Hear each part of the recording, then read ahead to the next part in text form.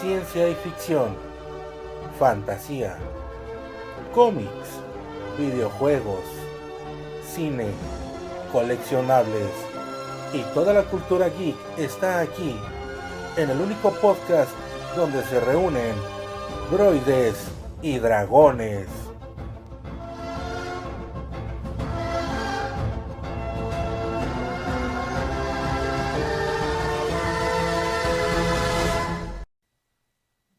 Buenas noches y bienvenidos una vez más a este canal Droides y Dragones. Hoy estoy aquí con mi estimado amigo Julián Todd. ¿Cómo te encuentras en esta noche? Muy bien, estamos totalmente al 100. Perfectamente. Bueno, pues hoy vamos a hablar de un cómic legendario. Creo que la palabra sería ese, un ícono de la cultura pop que ha inspirado a muchos cineastas, creadores de cómics, entre otros, a todo el mundo del arte en general. Y es Sin City de Frank Miller. ¿Qué nos cuentas, mi estimado Julián Todd?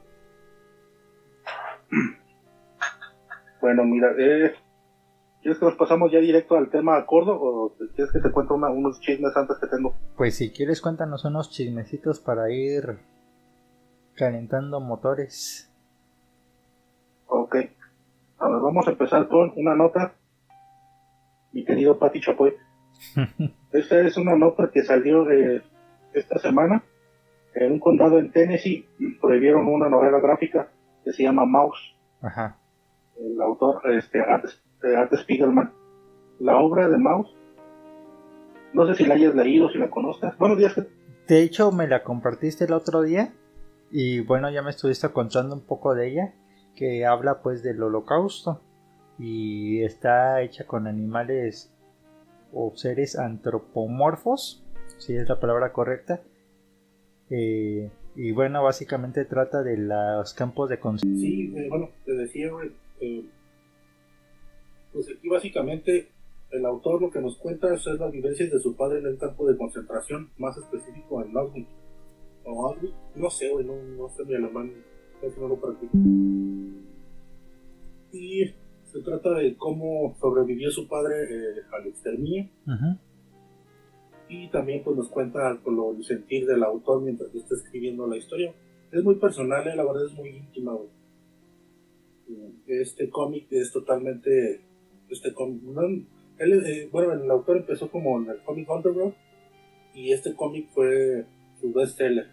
Fue lo que ya lo posicionó.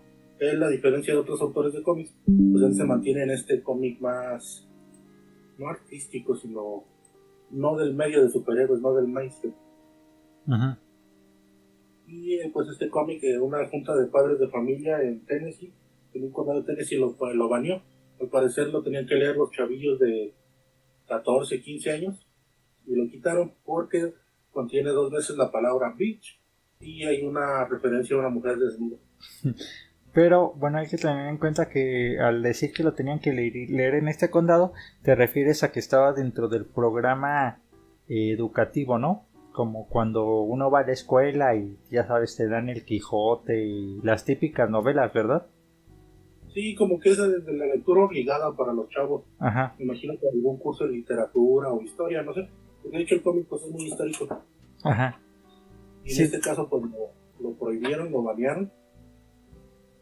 Uno de los comentarios que hizo una de las maestras que defendía este cómic, esta novela gráfica, es precisamente que pues, el cómic no tiene en sí nada perjudicial, güey, para una mente en formación. Si bien el cómic no es para niños, pues ya cuando eres adolescente ya puedes leerlo, güey. No hay nada que tú no hayas visto ya en la televisión que no se vea en esta novela gráfica. Así es, pues salvo que seas un trastornado, algo por el estilo, ¿verdad? Que ya ves que allá casi no abundan, pero en sí no te trata temas pues malos. O sea, yo creo que pues cómo podemos decir, pues se me hace raro que a estas alturas del siglo en el que vivimos haya esa clase de cerrazón. Digo, hace 20 o 30, 40 años pues no, igual no se me haría tan raro, ¿no? Pero hoy en día pues habla mucho de todavía dónde estamos parados. Inclusive, bueno, esa misma maestra lo que decía es que era algo pero era parte de la historia de la humanidad, que se tenía que conocer, no se podía como sepultar. Y ella dice que los chavos que nacieron del 2000 para acá, inclusive hay muchos que ni siquiera saben lo que es el 11 de septiembre. Pero obviamente todo algo que debería ser muy importante históricamente para los norteamericanos, más que nada. Así es. Pues de hecho, y sin irnos tan lejos, pues aquí también en nuestro país hay sucesos de los 90, o sea, de un pasado muy reciente que no se sabe, ¿no? O sea, no se conocen y los jóvenes no saben pues mucho de... Pues ahora sí no saben ni nada de su entorno ni por qué pasan las cosas. Solo creen que el mundo ya es así por una razón. Así es. Y pues aquí ahora sí que los padres de familia lo encontraron no apto para menores de edad y lo banearon de la escuela. En sí, no es que el cómic esté prohibido como tal, sino lo quitaron de la lectura obligada. Lo cual pues se pues medio hipócrita por parte de ellos, ¿no? Por el bombardeo que tienen los chavos de Estados Unidos en cuanto a violencia y cosas así. Quitar un cómic que es autobiográfico y que te cuenta una parte de la historia. Pues es como lo de los videojuegos, ¿no? O sea, aquí qué está pasando, que quieren prohibirlos o ponerle ciertas limitaciones y por la violencia, cuando claramente vivimos en una sociedad con muchos problemas de este tipo, ¿verdad? Bueno, pues muy violenta, pues. Entonces es así como que pues el problema no está ahí, el problema está afuera, ¿no? Así es. Pero es como te decía, es como... Pues es que es como mentalidad pues ya de gente grande, ¿no? Muy, muy cerrada, muy conservadora, no sé cómo lo podrías llamar. El mismo autor de la obra, cuando lo entrevistaron para preguntarle de este suceso, él dijo que se le hacía algo orwelliano. Y totalmente, pues, obviamente él haciendo referencia a George Orwell y a la novela de 1984. Es que si te fijas también, irónicamente... Fahrenheit 451, perdón. Ajá. Ah, ok. Mira, es que aquí hablando en un pequeño contexto y a ver si tú me entiendes un poquito en el contexto cultural, aunque vivimos en una época más abierta o de mayor apertura, creo que también hay una mayor sobreprotección a los infantes. ¿Cómo lo diré? Se cuida más los productos o los mensajes que sean políticamente correctos que llegan a ellos, porque por ejemplo a nosotros en los 90 pues te dejaban en la tele y como que ni siquiera ponían mucha atención a lo que tú estabas viendo, pienso. Y ahora por ejemplo veíamos Los Caballeros del Zodíaco, que si tú recuerdas era una serie que se caracterizaba por ser un poquito violenta, me refiero a la sangre que salía. Ya ves que parecía que eran ¿cómo se llama? Parecía que eran donadores en potencia. Entonces, hoy en día tenemos muchos programas muy infantiles. Hay canales como el Discovery Kids y todo eso, y no sé, como que cuidan más esa parte y al mismo tiempo los protegen como del contenido más maduro, ¿no? O sea, lo descubren ya más grandes. No sé tú cómo veas eso. Bueno, el punto es que decía que básicamente pienso que hay más sobreprotección.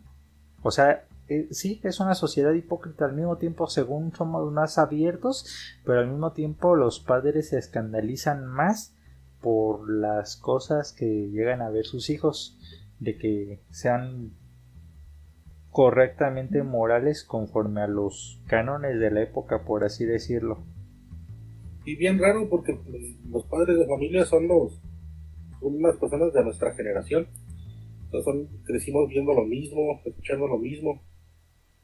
Sí. Se nota raro que estén ahora de una manera tan cerrada. Pero bueno. Sí, aunque si hablamos de esta novela, pues yo pienso que también al decir en un condado, pues es como un tipo pueblo allá, ¿no? Sí, una región. Ajá. Ha de ser pues como si alguien de aquí de Tierra Caliente, de esas comunidades pequeñas, vieran, no sé, Dragon Pues, Ball. de hecho, todo lo que es Tennessee, y pues estuve checando también, Ujú. es un estado de ultraderecha y curiosamente todos sus gobernadores han sido conservadores y ahí las elecciones cuando estuvo Donald Trump pues fue de los estados donde tuvo mayores votos. Ya veo. Pues ya eso ya te da mucho cómo es más o menos esa sociedad, ¿no? Son blancos, ¿cómo se dice? Pues no sé si sean, bueno, de la religión que tengan, protestantes o católicos deben de ser súper metidos en la iglesia, ¿no? Sí, Ajá, o sea, de que se esa van a gente que... cumplir todos los domingos. Sí, de los que están los domingos ahí en misa. Bueno, siguiente noticia, mi estimado Julián. Ay, por cierto, este cómic, ¿cómo dijiste que se llama esta novela?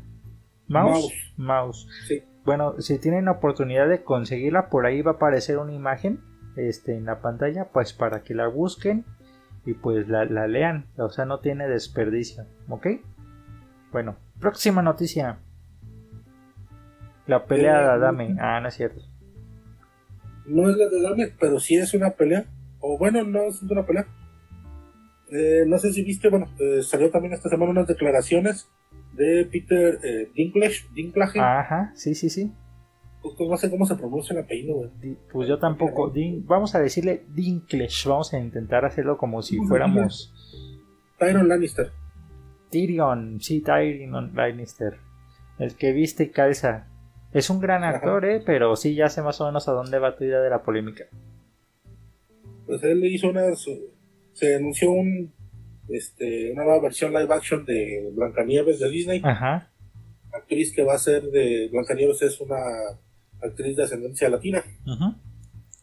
Entonces este actor, pues, en una entrevista dijo que Disney se las quería dar de muy muy open, pero aún así van a seguir ocupando a los 7 enanos y eso se le hacía para él hipócrita que utilizaran a enanos. Sí. Y entonces Disney, para evitarse polémicas de la comunidad, la gente, se dice gente pequeña, pero para mí se escucha peor eso. Ajá. Pero bueno, entonces la gente pequeña, evitarse que se les tener protestas en contra, y a veces ni siquiera es de como tal de la gente pequeña, sino es nada más de un cierto grupo de Justice Warriors. Uh-huh. Sí, sí, sí. Entonces Disney soltó un comunicado que no van a ser 7 enanos con Blancanieves en este live action, sino van a ser 7 criaturas fantásticas. 7 criaturas fantásticas. Llámese gnomos, orcos, trasgos. Del Señor de los Anillos tenemos varios hobbits. Y entonces le contestó un luchador también de una persona pequeña, el señor Dylan Postle, y él dijo que se le hacía hipócrita que Tyrion o Peter dijera estas declaraciones, porque básicamente lo que estaba haciendo es que se le está mermando la oportunidad a 7 actores de poder interpretar a los papeles en una película de alto presupuesto. Así es. Y se le hace hipócrita porque pues recordemos que el papel que hizo famoso a Peter Dinklage es de Tyrion Lannister, el diablillo, que precisamente su característica como personaje era que era un enano, y durante toda la serie, si te acuerdas, se la pasan diciéndole enano. Así es. Bueno, mira, es que aquí hay 2 puntos a destacar. El primero, y que yo pienso que es por el que Peter Dinklage debe de tal vez estar un poco preocupado, o debería de ser su queja, es que generalmente los 7 enanos son personajes muy, ¿cómo diríamos? Muy simplones, muy genéricos, y tal vez lo que a él le molesta es que los saquen como tontos, ¿sí me explico? Como si no fueran tan complejos de emociones como una persona normal. Yo me imagino que por ahí iba su crítica. Por ejemplo, ahí está el caso de Tontín. ¿Sí? Pero igual no creo que Disney se hubiera arriesgado a hacer eso, ¿verdad? Eso sí, hacerlos no. ver mal. Ajá. Y, exactamente, ese es el otro lado de la moneda. O sea, como dice el otro autor, pues bien, si le quitas pues el trabajo a 7 personas que pudieron haber hecho papeles dignos, porque lo que dice Peter pues exactamente es incorrecto. O sea, ni siquiera sabes cómo iban a representarlos en pantalla. Sí, o sea, obviamente no los iban a sacar como en la versión de los años 50. Ahora imagínate, por ejemplo, todos los papeles que ha hecho, bueno, aparte del mismo Peter, se me fue el nombre de este actor y lo tenía hasta aquí, El que Warwick Davis. Ajá. Warwick Davis, él empezó de niño cuando fue Wicked en el regreso del Jedi y siempre le dieron papeles en base a su estatura. Así es. Hizo papeles como Leprechaun, el Duende Maldito, pero Steven Spielberg le tenía tanto respeto a la gente pequeña, güey, que creó la película de Willow, Sí. donde aparece todo este pueblito de gente pequeña que tiene que convivir con gente de estatura promedio, pero es en un ambiente fantástico. Y por eso no se les denigra por ser gente pequeña. Sí, porque, bueno, en las culturas fantásticas, como es Willow, el Señor de los Anillos y toda esta clase de cosas medievales, pues ellos son una raza en sí, son una civilización y nunca se les ha visto de mala manera. Ahora, en Blancanieves y los 7 enanos, a pesar de que son personajes muy simples, pues yo creo que yo tampoco nunca los vi mal, porque pues a fin de cuentas eran los aliados del lado del bien, por así decirlo, ¿no? O sea, no se les denigra, creo. Son personajes pues divertidos, ¿no? Y al ser en un mundo fantástico, pues no te dicen que sean pues enanos bueno, perdón, gente pequeña como en la vida real que tiene una enfermedad, sino que son pues es como otra especie, ¿no? Sí, son diferentes especies. Pero aquí sí, bueno, sí le podría yo dar una virtud a Lucas al usar a gente pequeña en Willow, porque aparte de que se ve, bueno, se ve mucho más realista comparándolo ya, por ejemplo, con Warwick Davis junto a Val Kilmer. Y cosa que, por ejemplo, cuando hizo Peter Jackson El Señor de los Anillos, pues ya ves, Gimli era John Peter Rice, John Rhys Davis. John Rhys Davis, él no era una gente pequeña, él era alto. Ajá. Que sí se usaron a gente pequeña en la filmación, en los segundos planos y todo eso. Ajá, pero nunca así como plano principal, cosa que sí hizo con Willow. Así es. Pero aquí yo sí le veo como más lógica yo al comentario que hace el luchador, al decir esto, que le está quitando la oportunidad a gente pequeña que mismo Peter Dinklage sí tuvo y no desperdició cuando le ofrecieron el papel de Tyrion Lannister. Así es. Híjole, es que es bien complejo porque, bueno, es que sí, también no sabemos cómo lo iba a abordar Disney y tiene razón, no creo que se hubieran arriesgado a hacer a Tontín tonto, pues, si me explico, gruñón, o sea, pues no creo que los hubiera hecho tan planos como en los años 50, ¿no? O sea, creo que pues obviamente la sociedad ha cambiado y creo que Disney iba a poner mucha atención en eso. Y ahora al cambiarlos por personajes fantásticos, creo que pues queda peor. Lo hubieran hecho como en la obra original, donde en vez de 7 enanos eran 7 niños. Pues ya. 7 niños huérfanos que trabajaban en una mina, güey. Pues sí, todavía hubiera sido mejor, porque el meter 7 criaturas fantásticas que seguramente van a estar llenas de CGI le van a quitar muchísimo a la película, pero mucho. Y Disney cambió a los niños, en su momento Disney cambió a los niños por enanos, porque no querían abordar el tema del trabajo infantil. Entiendo. No, pues es un tema muy complicado, pero sí estoy de acuerdo. Creo que aquí el luchador, ¿cómo dices que se llama? Bueno, este caballero creo que lleva la razón en esto. O sea, entiendo un poquito el punto de Peter Dinklage, tal vez, pero creo que ahora sí se equivocó. Dylan Postley. Dylan Postley. Bueno, le doy la razón al señor Dylan. Sí, yo la verdad no lo conocía, yo no soy fanático de la WWE. Uh-huh. Para parecer es Bueno, su público ahí. muy bien. Pues pasamos a la siguiente nota porque se nos está yendo el tiempo. ¿Qué te parece si ya pasamos ahora sí a la nota de esta noche? Sin City de Frank Miller. Wow. Bueno, comenzamos hablando pues del autor. ¿Qué nos puedes decir de Frank Miller? Pues mira, Frank Miller es un autor estadounidense, güey, que nace a finales de la década de los 50. Uh-huh. Él tiene dos de sus grandes influencias para este autor son el manga japonés, sí, y el cine noir. Todo lo que es este género noir. El género noir son estas historias de detectives donde se incluye la acción fatal y hay que resolver un caso y al final suelen tener un giro de tuerca donde te cambian toda la historia. Sí.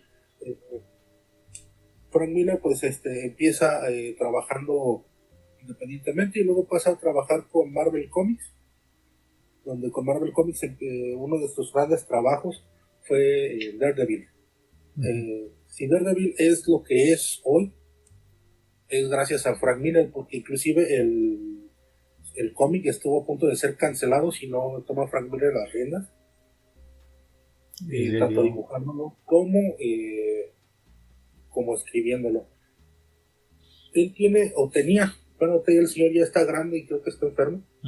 Tiene ese estilo de dibujo muy característico. Te puede gustar o no te puede gustar, pero sí lo que es su estilo narrativo, ese es un parteaguas en el séptimo arte. Sí.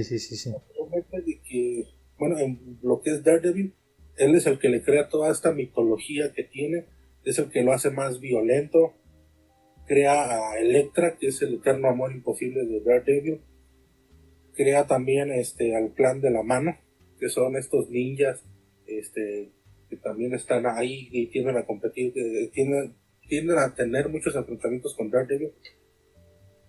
Eso ahí está totalmente marcado de toda esa influencia que tiene de la cultura oriental Frank Miller. Otro de sus grandes obras, que cuando empieza a trabajar con DC, creo que ahí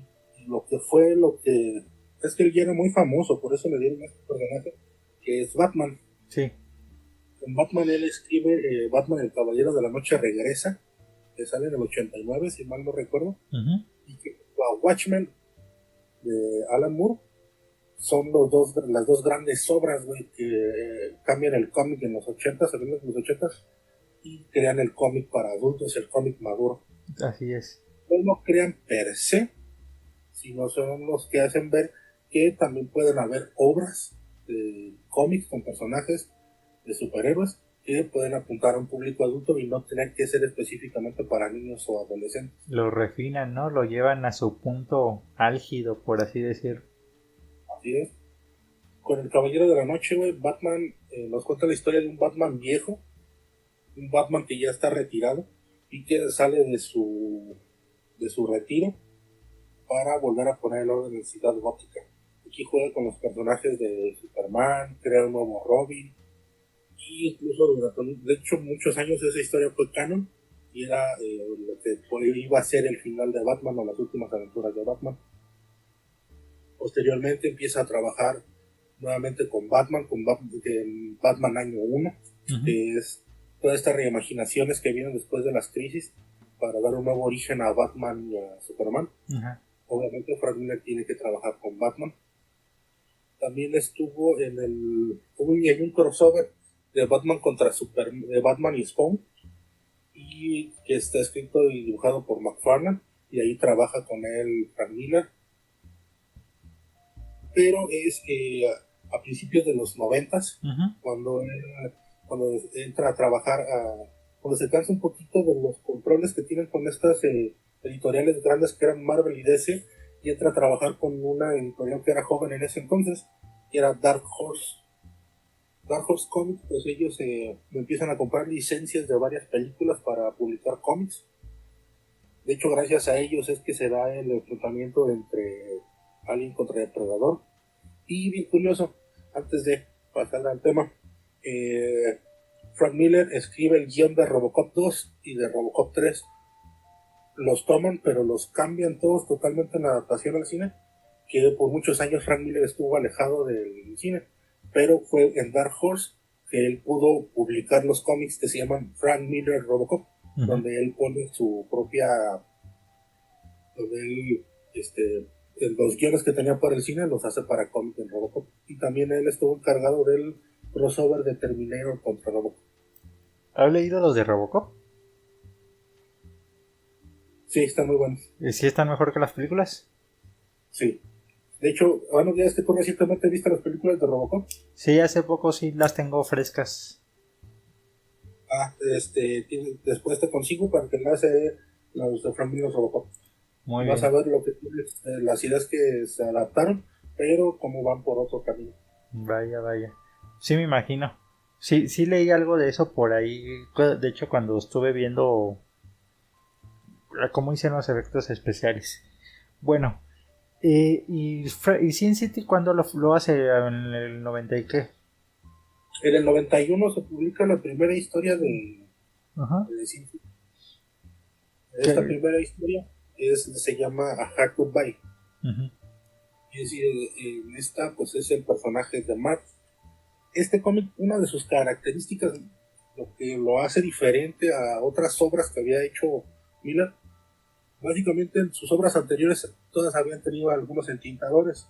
Una persona que estuvo muy de cerca con él fue Lynn Barley, que fue su esposa por muchos años y le ilustró muchos trabajos. Sí. Pero para este trabajo es como algo más personal todavía, porque él ilustra y escribe. Todos estos cómics son en blanco y negro. De repente te le meten algún color, pero es solamente para resaltar a algunos personajes o alguna característica. Ajá. Pero en su mayoría todo es en blanco y negro. Todos son splash pages. Bueno, no es totalmente splash pages, pero sí tiene muchos, que son de estos pin-ups así grandotes que te abarcan una página completa. O nada más tienen 2 viñetas en una página. Y muy dominado por el blanco y el negro, o sea, muy dominado más bien por su gusto por el noir, ¿no? Porque te dé ese ambiente como de esas películas de detectives donde llega una mujer a una oficina y está todo en blanco y negro, ¿verdad? Sí. Es ese ambiente, pues. Sí, es totalmente influenciado. Él crece viendo a Sam Spade, leyendo a las historias de Dashiell Hammett. Él crece con todas estas influencias de género noir, pero lo lleva un paso más allá, involucrando más violencia de la que había en estas, por ejemplo, en el Halcón Maltés con Humphrey Bogart. Aquí en esta obra tenemos mucha más violencia y el erotismo que era muy chero en las películas, él lo lleva todavía más allá. Y que me imagino en el cómic en esa época no era también todavía tan marcado, ¿no? Lo que pasa ya es había, que pues, pero es que cuando él crece empieza el código del Comic Code, que es un código que evitaba que ciertas cosas fueran publicadas en los cómics. Entonces lo que hacían es los cómics, sobre todo los editoriales como la EC, los que eran de MAG y tenían varias historias de cómics de terror, es que eran como el género de novela gráfica, un cómic que no era para niños, porque durante muchos años se creía, durante muchos años el cómic era el videojuego, güey. Sí. Si los jóvenes eran violentos o eran delincuentes, era culpa de los cómics. Y era pues para niños, según pues, o sea, esa era la idea que ellos tenían en esa época, ¿no? Cuando ven algo que se sale del marco, pues la gente se escandaliza. Así es. Muy bien. Pues yo leí la primera historia, es la de Goldie, ¿verdad? Sí. Bueno, había visto yo antes la película, antes que el cómic. Pero cuando lo leí, bueno, la verdad que sí me gustó mucho, la verdad. Hay ciertas historias para mí que son mis favoritas de las que yo leí de Sin City, pero esta me gustó mucho. No, es que no tiene desperdicio, ¿qué puedo decir? Bueno, pues aquí es la historia de Mark, que es un asesino, es una persona que está hecha de violencia. Lo único que sabe hacer es matar. Sí. Y En una ocasión, una chica de la vida galante se va con él y al despertar ella está muerta. Es aquí donde Mark pues se ve toda una especie de complot que involucra al hermano del gobernador, que es un cardenal. Porque Miller obviamente tiene esas influencias católicas, es un cardenal, y esta familia, que es la familia Rourke, son los dueños de la ciudad de Basin City, pero sus habitantes lo apodan como Sin City, la ciudad del pecado. Ajá. Está por una placa donde tú bien lo viste, donde hay canibalismo, hay corrupción de la iglesia, hay asesinatos, y pues nada, Mark tiene todo en contra de él, güey. Así es. Y lo comienza a perseguir la policía porque piensan que él mató a la chica. Bueno, no lo piensan, sino que es todo un teatro armado, pues. Sí, no, la policía no es que lo piense, ellos quieren hacerlo. Así es. Y bueno, pues ya va y hace su promesa de encontrar al asesino de Goldie, porque en la noche que pasó con ella se enamoró profundamente de ella. Es una historia genial, genial. Aquí si te fijas cómo va armando Miller, toma los elementos del género noir, pero los deconstruye totalmente. Tenemos a la femme fatal, que es Goldie, pero igual el giro de tuerca, ella muere.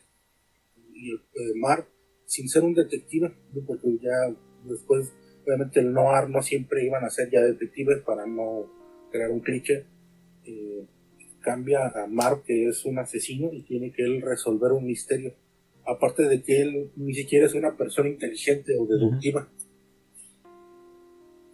Pero sabe conseguir información muy a su particular manera. Sí, ese Mark es como lo describe Dwight en la siguiente historia, es el gladiador moderno. Le hubiera servido más haber nacido en esa época y tener a todas las mujeres que en esta época. Era más útil. Un guerrero. También, como Miller crea este personaje de Mark, que es una persona de moral cuestionable, sin embargo con un código de honor muy raro. Y sin embargo lo hace una persona que al momento de que tú lo estás leyendo, pues es como es el héroe, sientes una empatía por él. Sin embargo, si ese personaje lo llevas a la vida real, sería una persona con la que no quisieras verte relacionado. Exactamente, y que pues uno tiembla en su mera presencia, ¿verdad? O sea, es un loco, pero es como tú dices, o sea, empatizas con el loco. Y con esta historia es con la que nos presentan en la ciudad, nos van presentando cómo está organizado, cómo no hay nada limpio, cómo todo es sucio en esta ciudad. Y a lo que me refiero con sucio es que no hay un ápice de bondad. E inclusive las personas que hacen su justicia personal, pues no lo hacen de una manera bonita. Aquí no hay cabida para los superhéroes. Es una tragedia total. Bueno, sí, es la ciudad del pecado. No se llama así en balde. En la segunda historia, pues nos presenta, bueno, la siguiente cómic que salió de la misma línea fue A Dame to Kill For, una dama por la que mataría, que curiosamente fue con la historia con la que yo conocí estos cómics de Sin City. Entonces lo publicó Vid, posteriormente los publicó Camite. Yo tengo más romantizados los de Vid, pues porque fue con los que yo empecé cuando fue de mis primeros cómics, novelas gráficas que leí. Ujú. Y aquí en esta es la historia de Dwight, un fotógrafo que con iba menos, que le toca tomar fotos de personas en infidelidades, está atrapando infieles. Y él vive una vida en donde quiere ser una persona monótona, no quiere meterse en problemas, no toma, porque al parecer cuando él tomaba era alguien violento, alguien iracundo, alguien sin raciocinio. Llega una mujer, porque tiene que llegar una mujer a huevo, que es un amor del pasado de Dwight, y le empieza a contar una historia donde su esposo la maltrata. Y ahí Bueno, va sí. este héroe a rescatar a la damisela en apuros, ¿no? Bueno, primero a meterse a su casa como una especie de... Bueno, cuando la gente... ¿Cómo? Invasión de morada, le llaman o algo así. Y pues lo atrapan, ¿no? Lo atrapan en el acto, pero es todo parte de un escenario planeado por esta malévola mujer. No hay nada mejor para definir qué es una femme fatal, güey, Uh-huh. que leer lo que es Ava Gold, una dama por la que mataría, güey. Así Es es. hermosa, es sensual, es inteligente, güey, no tiene sentimientos, no tiene escrúpulos, güey, y lo único que le importa a ella es estar bien. Y Y tiene sabe como utilizar. 3 tonos de voz. Una se hace la víctima, en otra se hace la malvada, etcétera, etcétera. Seduce a todo hombre que se le pone enfrente.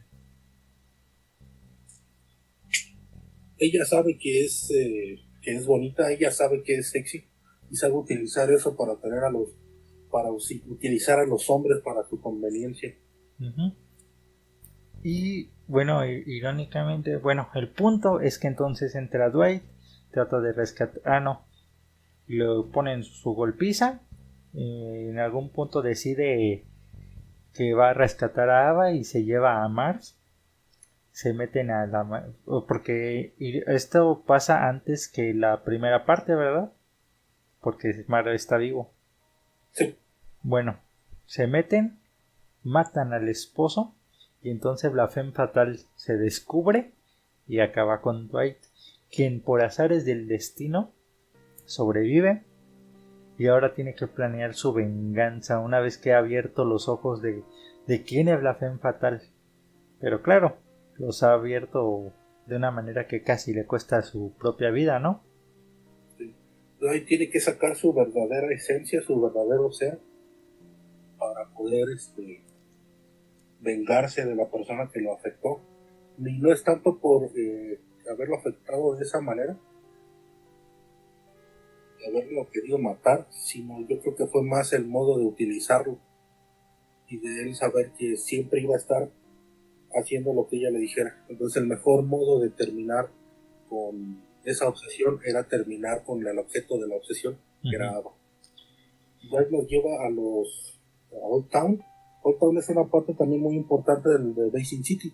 Uh-huh. Pueblo viejo, es la zona de tolerancia, es donde están las prostitutas. Que tienen una especie de clan, bueno, se defienden entre ellas muy bien. Las prostitutas son la ley en Pueblo Viejo, bien lo dicen en el cómic. Y ellas son las encargadas de impartir su propia justicia y su propia ley. Uh-huh. Y ellas son las que le ayudan a Dwight a hacerse un cambio de rostro para poder matar de una vez por todas a Ava. Así es. Y bueno, de eso trata a Kill For. Ajá. Y bueno, ese pues, es también muy impactante. Fíjate que cuando acabé el primer tomo, como que ya pensé que no me iba a volver a sorprender. De hecho, comenzó algo lento y cuando descubro a la femme fatal me queda así de wow, esto está poniéndose cada vez más bueno. Sí. Aquí una cosa que me gustaría resaltar es el modo en el que dibuja a las mujeres Frank Miller. Uh-huh. Que las dibuja obviamente las dibuja desnudas, ¿no? Pero sin caer en vulgaridades, sino con mucha clase. Inclusive hay partes que podrías tener muy bien de póster y sería muy llamativo, no sería algo corriente que lo tuvieras. No es como el clásico calendario de mecánico, vaya. Ajá, sí, está pues muy bien hecho el trazo, es como, a veces ni siquiera es como un dibujado tan explícito, son como las siluetas, ¿no? Ajá. Porque siempre aparecen como entre sombras y todo esto. Esos claros oscuros que van Ajá, manejando. así como si todo lo estuviéramos viendo en la noche a través de una ventana y la luna estuviera iluminando todas las escenas, ¿no? Algo así. Exactamente. Muy bien. ¿Cuál sería el siguiente? El siguiente sería la secuela. Bueno, es que es como continuación, no es continuación, Ajá. pero sigue la historia de Dwight, que es The Big Fat Kill, la gran matanza. Y en esta historia, Dwight ya con su nuevo rostro llega, está con una chica y llega el novio de la chica a molestarla. Él se le hace fácil asustarlo y el novio de la chava se va con sus amigos borrachos a seguir la peda, porque ya no, obviamente lo corren del departamento, y se va Dwight detrás de ellos para evitar que no le hagan daño a nadie. Y es cuando llegan a la parte vieja de Sin City. Al quererse maltratar a una de las chicas, las mismas chicas se defienden y terminan masacrándolos. Ahí conocemos bueno, ya la habíamos conocido, pero aquí es donde se me hace más imponente Mijo, que es la pequeña del Mijo. Es una asesina que vive con las prostitutas. Asiática. Y que hace ¡fum! Espada experta. Que termina descuartizando a todos estos güeyes. Y ya una vez que los están guardando los cadáveres en un maletero de un carro para llevárselos, descubrimos que pues uno de los güeyes era un policía muy cabrón, condecorado de la ciudad. Y en la película es Benicio del Toro. Ajá. Lo cual puede causar una guerra, güey. Va a causar que los policías vayan a atacar a las chavas. Las chavas que aquí son agentes libres van a tener que volver a aguantar la violencia y el brazo opresor del patriarcado. Así es. Y bueno, y a todo esto, y detrás de escena, o detrás de todo esto, porque todos están tratando de conseguir la cabeza de este sujeto, porque es como que la prueba, ¿no? O sea, la prueba para que estalle la guerra. Sí.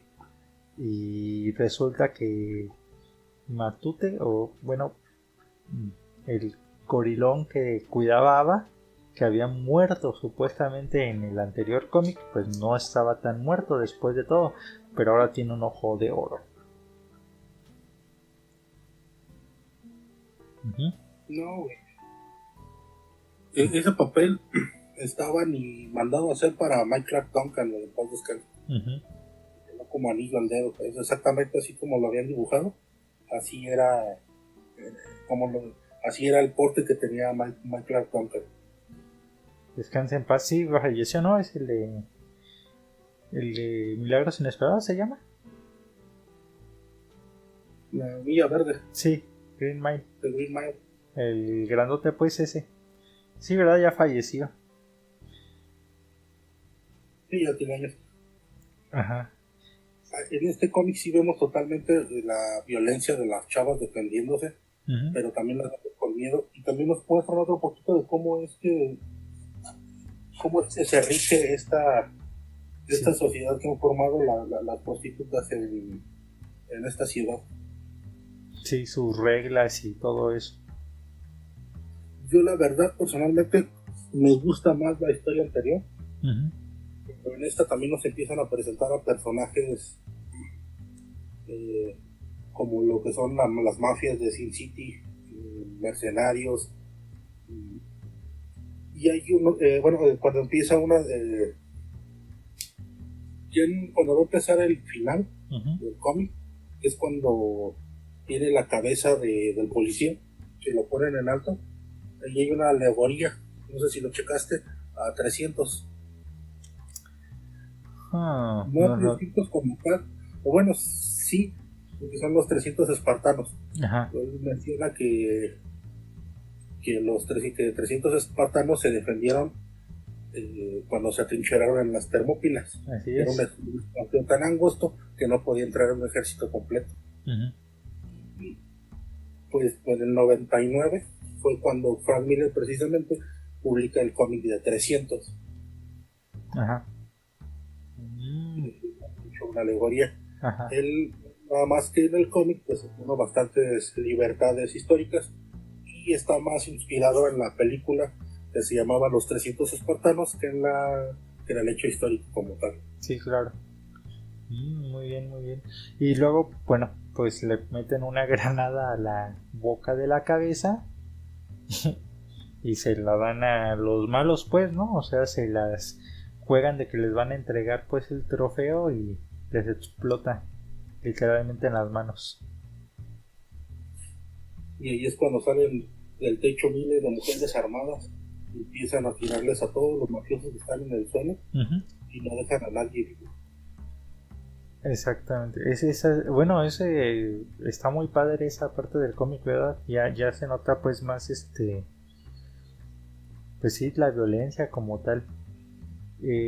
Pero sí, tienes razón, está más interesante la historia anterior, ¿no? Sí, Eh, aunque esta también tiene su grado de misterio y todo esto. pero no A es mí igual. la parte anterior, bueno, la otra historia me gusta más eh, porque es como me encanta el género noir, es una historia noir más a ese estilo que esta otra. Sí, esta ya se sale un poquito de eso, ¿no? Ajá, ya Por no hay la tanto como. cantidad de acción, pues sí hay más personajes, es más belicosa, pues menos misteriosa hasta cierto punto. Exactamente, no hay un misterio güey, que Ujú. resolver. Así es. Ya está pues más Simplemente, definido quiénes son los malos. O sea, si leíste el anterior, ya sabes más bien quiénes son los buenos, quiénes son los malos. y desde aquí se trata de que tienen que salvarse el trasero las chicas. Y Así no hay, es. tiene que ir.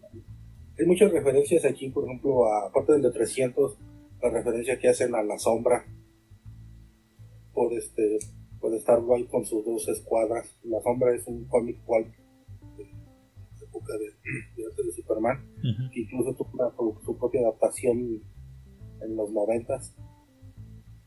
Pero y sí, aquí Miller, igual su dibujo, la verdad no pierde.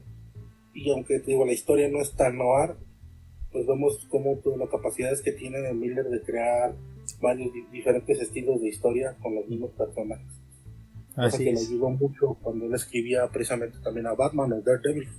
Pues es que aquí ya realmente pues le hace honor un poco al nombre del cómic, ¿no? De Sin City. O sea, el personaje no son los personajes, sino que el personaje es la ciudad per se. Y luego nos, bueno, hay más historias, pero estas son como las principales. Ajá. La siguiente historia es Top Yellow Bastard, el bastardo amarillo. Esta historia, la verdad, a mí me gusta mucho. Eh, A mí también es muy sí buena. tiene por ahí un elemento, ahorita como digo, narrativo que no me termina de convencer, Ajá. pero nos cuenta, aquí vemos a un oficial, un detective de policía que está a punto de retirarse. Es de los pocos policías no corruptos que hay en la ciudad de Basing, que es el agente Hartigan, y tiene que resolver un caso de unas niñas que han encontrado sin vida. Y antes de matarlas, por lo que él dice, les han hecho cosas muy feas. Ujú. Entonces llega a los muelles donde tiene el pitazo de que está la niña. Su compañero policía, el detective, le dice que es mejor no meter las manos ahí. A él no le importa y va a salvar a la niña, porque ya no tiene nada que perder al estar a punto de retirarse. Así es. Y quien resulta que afectaba a las niñas era nada más y nada menos que el hijo del alcalde de la ciudad, que era Junior. Así es. Es hijo de Roark. Ajá, el alcalde Rock. Ujú. Que es de esta Aquí familia superpoderosa, pues. los dueños de la ciudad, Ujú. literal. Pero fíjate cómo aquí pintan, o sea, algo que es tan real, güey. Como los juniors, güey, haciendo lo que Maldades. quieren Ajá. por tener todo el poder. y sus padres políticos defendiéndolos. Sí. Aquí, Cualquier parecido con la realidad es mera coincidencia. y es como si el alcalde, es como si el hijo del alcalde también hubiera tenido una casa de millonarios, güey, en los Estados Unidos. Ya, entre otras tantas historias, ¿verdad? O ahí tomándose unas cubitas con el hijo de ciertos presidentes en ciertas casas o mansiones famosas del estado. Entre tantas historias, ¿verdad? Tanto que se ha sabido. Exactamente. Sí, por eso es lo que digo, pues cualquier parecido con la realidad es mera coincidencia. Y bueno, tenía entonces atrapada a esta niña y pues nuestro querido Hartigan pues lo atrapa, ¿no? No sin darle una lección que recordaría el resto de su vida. Le desfigura el rostro y le arranca a su amigo. ¿Qué más quieres? Y aún así, con todo eso, él es culpado del asesinato, de haber matado a todas las niñas y de él haber privado de su libertad a la pequeña Nancy. Pasan los años y Hartigan vive casi toda su vida ya madura la pasa en la cárcel comunicándose con Nancy. Este personaje es una bailarina del club que está en Sin City, donde todos los personajes convergen en todas las historias. Y de hecho ya salen todos los cómics, aunque sea en algún punto. O sea, pues sale bailando, ¿no? O sea, es como tú dices, el punto donde converge todo. Y aquí ella, bueno, paréntesis, en la película, si te fijas, ya es que toda la película es en blanco y negro. Así es. Pero cuando están en el bar, hay cierto color. Todos los personajes tienen un color. No lo había notado, tendría que verla de nuevo. Pero sí recuerdo que hay cierto color, pero no. Así como están a color, pero un color, un sepia muy opaco. Ajá. Él se escribe con esta chica y un día las cartas dejan de llegar y él ve que hay un problema, un delito humano, y decide él que lo tenían preso sin él haber admitido su culpabilidad. Él acepta su culpabilidad para que lo dejen libre. Aquí es a donde te iba a decir que es este punto argumental que no termina de cuadrarme, la verdad. Siempre que le he leído y veo la película no me cuadra. No sé cuál era el punto de que él firmara su culpabilidad si ya estaba preso, y no sé cuál era el punto de que él los llevara a Nancy, siendo que los Rourke eran la familia más poderosa de la ciudad. Para ellos hubiera sido nada localizarlo. Entonces ese punto sí, la verdad no me cuadra de cuál es, de por qué lo hacen así en el cómic. Pues, ¿qué te puedo decir? Tal vez no pensó Frank Miller en esos detalles en ese momento.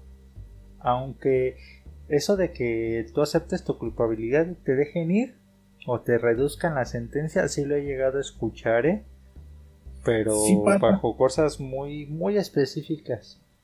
Sí, a los chicos estos de West Memphis. No sé si conoces esa historia. Ah, sí. De los que los inculparon, pero que en realidad no eran culpables, pues. Lo que pasa es que en sí las pruebas, ninguna de las pruebas indica que hayan sido ellos.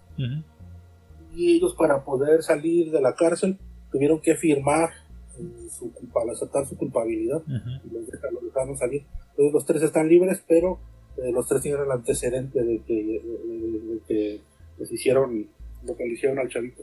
Cuando lees esa clase de historias me encanta, porque uno tenía como que la concepción cuando era joven de que en Estados Unidos todo funcionaba bien o mejor que aquí, y te das cuenta de que pues más o menos es lo mismo, ¿no? Sí. O sea, pasa en todos lados, es lo mismo. Claro, aquí tenemos ahorita un ambiente de violencia mucho más intenso, pero la corrupción y los policías corruptos y todo eso pasa, yo creo que como dicen aquí en China, ¿no? Bueno, aparte, Sin City en sí está inspirado en el Nueva York de los 80. era como la ciudad más violenta del mundo en ese entonces, en los 80. Ujú. Bueno, volviendo al tema, sí, yo tampoco no me explico de cómo fuera que no sabía dónde hallar a Nancy o dónde hallar a los Rock, si era así como que levantabas a una piedra y ahí están, ¿no? Ajá. Pero bueno, Entonces es entonces, cuando ya Hartigan, ya maduro, va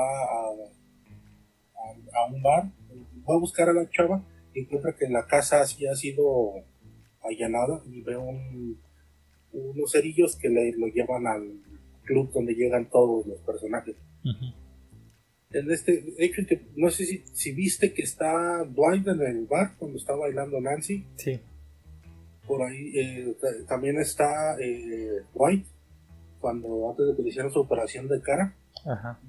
Y le está diciendo y está quejándose de Ava. Ah, ok. De eso no lo noté, pero entonces eso nos marca que temporalmente esto ocurre aún antes. Ajá. Ujú, Ahí están ellos. ujú.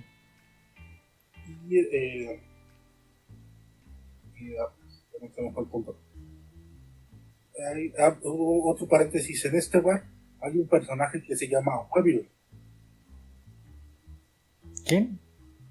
¿Oliver? Weevil. Ajá. Madreja, creo que en los cómics españoles está. ¿Y él es quién? Él es un personaje que llega a Dwight Ajá. y cuando está buscando información, lo agarra de la cabeza y lo jala. Ah, el lobo, el lobito. Ajá. Ajá. Él, si te fijas, tiene mucha influencia. De Wolverine. No tiene influencia, es Wolverine el personaje. Ajá. Y esto es precisamente pues porque Frank Miller estuvo trabajando también estuvo trabajando, el tiempo que estuvo con Marvel escribió también la saga de Wolverine en Japón. O sea que se supone que es Wolverine. Es una parodia de Wolverine. Ajá. Ah, bueno, sí, pues sí. De hecho, de que Mark lo madre, es Miller diciendo que Mark le podría ganar a Wolverine. Bueno, y luego, bueno, ya luego encuentra a Nancy. Él se la lleva, güey, para que no le vayan a hacer nada. Y los encuentran. Es cuando el personaje que lo ha estado acosando, que es un bastardo amarillo, los atrapa a los dos, los secuestra, se los lleva a su granero con la intención de terminar lo que empezó hace 18 años. Y descubrimos que el amarillo es el hijo del alcalde. Todo cambiado por cirugías reconstructivas que le hicieron, que al parecer también dice el alcalde que esas cirugías le afectaron el cerebro, pero yo lo que creo, para lo que estaba haciendo antes de esas operaciones, él ya estaba mal del cerebro. Sí, sí. Y luego le inyectaron cosas y así para que volviera a crecer la píchula. Y pues quedó amarillo, putrefacto y asqueroso. La granja a la que lo lleva es la misma granja de Roth, donde vivía Kevin, que era este caníbal que era muy amigo del cardenal. Así es que también es pues un asesino pues de mujeres. Esa parte también se me hace bien curiosa, fíjate. Porque cuando pasa la primera parte con Marv, no manches que Marv entra y Kevin está como a 100.000 kilómetros de ahí y se da cuenta de todo. Y en esta del bastardo amarillo llegan Hartigan, luego posteriormente, o sea, se cuela ahí, sale Kevin y no se da cuenta de nada. Más bien él no queriéndose meter en un asunto que no era suyo y del cardenal. Podría ser también. Esta historia sí es totalmente noir. Uh-huh. Nos presenta a un detective, que aquí sí es un detective en toda la regla porque trabaja para la policía, pero es de las pocas personas buenas que existen en la ciudad del pecado. Sí. Y aquí lo único que quiere hacer es salvar a una niña. Y es el ejemplo de esta frase que dice: no hay ninguna buena obra que quede sin castigo. porque él, al hacer lo correcto en un mundo donde regna la incorrección, él es el que termina castigado al tratar de hacer el bien. Así es, se tiene que sacrificar. El personaje de Hartigan, las personas que critican el arte de Frank Miller es que es muy parecido físicamente a Dwight, si lo ves, a Mark, que es una persona grande, y es también muy parecido a Bruce Wayne del Caballero de la Noche Regresa. Ajá. Y sí, son muy parecidos. La única diferencia pues es esa, que son pues que no son el mismo personaje. Y aparte pues Mark tiene su cara muy distintiva dibujada. Ajá. Y más con muchos trazos sobre su cara, pues. Hay más historias de Sin City. Yo la verdad, estas son para mí las principales. Frank Miller pues ahorita está enfermo, no recuerdo, tiene una enfermedad, él la verdad está muy acabado. Ya llevamos ahorita 1 hora nada más, te comento. Está enfermo, seguramente no será COVID, ¿no, verdad? No. Tiene muchos años él enfermo. Cáncer. Te digo, después de que hace todo esto de Sin City, Ajá. es un must para todos los que les gustan los cómics. El 99 que publica su 300, de hecho la historia de 300, inclusive el formato, es un formato diferente a los cómics, es más cercano a lo que es el cómic de europeo. En lugar de, ya es que un cómic es tamaño carta. Sí. Porque en los 300 el cómic está hecho de manera horizontal y es mucho más grande el formato que el carta. De hecho, para mí es un pedo guardarlo, ¿verdad? Ah, es como, ¿te acuerdas de esa que era, no sé si tú llegaste a un atlas de la Tierra en la primaria, que era uno como rectangular? Imagínatelo, pero que lo tienes que leer horizontal. Horizontalmente. Ajá, sí. Sí había uno, ¿no? Así que después así pues alargado. ¿No? Para mí es un pedo guardar ese cómic, porque no caben los libreros por la forma que tiene, no cabe mi archivero por la forma que tiene. Tan es así que incluso ya algunas hojas se han desprendido, porque no cabe con los demás cómics. O lo pones abajo, lo pones encima, es muy difícil guardarlo. Ajá. Bueno, pues había que experimentar un poco ahí con los diferentes estilos, pero sí suena, pues no por nada no se usa mucho ese estilo, ¿no? De cuadernillos, pues. Ya hay como ya está muy estandarizado todo hacia la carta, hacia los 3/4. Sí, inclusive hasta un librero está diseñado para libros, ¿no? Y aparte, bueno, yo compré la edición de Viz, que es una pasta blanda. No lo puedes ni siquiera poner parado. Ah, tampoco, o sea, se dobla. Ajá, se pandea. O sea, no tiene manera, pues. No, Bueno. Después, a principios de los 2000, cuando regresa a trabajar con DC, hace The Dark Knight Returns.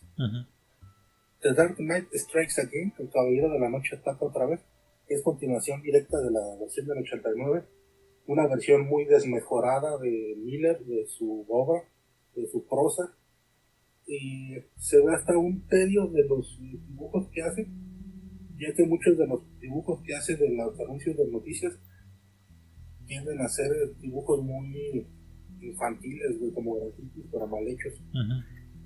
Hace igual con DC otra obra de Batman, que es Batman and Robin The World Wonder, que es para unas series que querían hacer de novelas que iban a juntar a dibujantes muy buenos con escritores muy buenos ya condecorados y a crear historias de personajes clásicos. Con Superman hacen una chulada que es Superman All Stars, con de Frank Whiteley. Ese es un cómic, es hermosa la historia. A Superman le da cáncer básicamente y Órale. juntan a Frank Miller con Jim Lee para hacer de Superman, Batman and Robin the Boy Wonder, que era como Batman conoce a Robin. Esa historia solamente tuvo creo que 8 números, y ya no tuvo final. El cómic fue muy malo en ventas y muy malo en crítica. Hace unos años sacó la tercera parte de su trilogía del Caballero de la Noche, que era The Master Race, otro cómic también. Aquí incluso ya Miller ya no podía dibujar, ¿no? Tuvo que pedirle ayuda a otros dibujantes para que emularan su estilo, porque yo para él posiblemente más ya no podía dibujar. Entonces, aunque es menor que Alan Moore, se ve más acabado que Alan. Bueno, de seguro se metía algo, quién sabe. No, pues creo que fumaba, ¿no? También. Sí. Sí, pues también todo eso pues afecta. Pero bueno, también sí, los genios pues creo que tienen buenas obras, excelentes obras, pero pues la genialidad no es eterna, ¿sí me explico? O sea, uno hace como que su obra maestra y pues es difícil luego que vuelvas a emular algo así, ¿no? Inclusive en los mismos cómics de Sin City se ve como ya los cómics, los últimos historias que sacaba ya no estaban a la altura de las primeras. Sí. Nada más eran como para cumplir un contrato. La adaptación que se hace en el 2005 con Robert Rodríguez. Robert Rodríguez, él crea el prólogo que era de El cliente siempre tiene la razón. Y crea ese mini corto y se lo muestra a Frank Miller y le dice: si me dejan los derechos para hacer tu película, esto va a ser lo que vamos a hacer, lo que va a ser el estilo. Frank Miller se encanta por ese estilo y lo dejan codirigir, porque acuérdate que Frank Miller pues él se había desencantado de Hollywood. Así es. Lo dejan codirigir, y en esa película también hay un segmento dirigido por Quentin Tarantino. Pues de hecho esa película de Sin City, la 1 al menos, es muy buena. O sea, que creo que sí captura muy bien lo que es el cómic. Y se nota pues que tiene un presupuesto, no sé si ese presupuesto, pero está muy bien manejada. Cosa que para la segunda parte ya se nota más forzada. No sé si tú lo sientes igual. No tiene el corazón que tuvo la primera. Hay algo. Tardó mucho en salir. Y realmente, aunque tiene buenos actores, ninguno cuadra. O no se siente la grandilocuencia que tuvo la primera película. Sí, se siente ya como del desencanto, ¿no? Pasa de ser como con una gran película a ser algo muy genérico.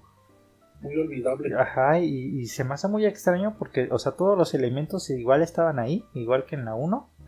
Pero sí, o sea, sí se nota que algo falta, que algo ya no da ese tirón. Lo bueno que a pesar de que pues, bueno, ya los mejores tiempos de Miller ya pasaron, pues todavía podemos regresar a sus trabajos viejos para recordar lo que era y lo que fue. Porque sí, como te digo, él fue un parteaguas para el mundo del cómic. Te guste o no, él evolucionó. Él cambió todo lo que es el mundo del cómic. ¿Y qué calificación le das? Pues para finalizar, yo le doy... Pues no sé, no creo que no le pueda dar algo que no son 10. ¿Al cómic? Sí. Yo me quedo sin calificarlo porque rompe los estándares. Bueno, al menos para mí personalmente, como te comento, los primeros cómics me abrieron un mundo nuevo cuando empecé a leer cómics. Fue mi primer acercamiento lejos de los superhéroes. Y aparte a los clásicos y a los grandes autores. Es un cómic que te tiene que leer sí o sí, una vez en la vida. Es una obra de arte. Sí, sobre todo si te gustan los cómics, tienes que leer. Definitivamente. Pues no se lo pueden perder, amigos y amigas. ¿Algo más que quieras agregar para finalizar? Yo nada más quiero agregar y desearles a todos, buena suerte y buenas noches. Buena suerte y buenas noches, Lansing City, y hasta la próxima.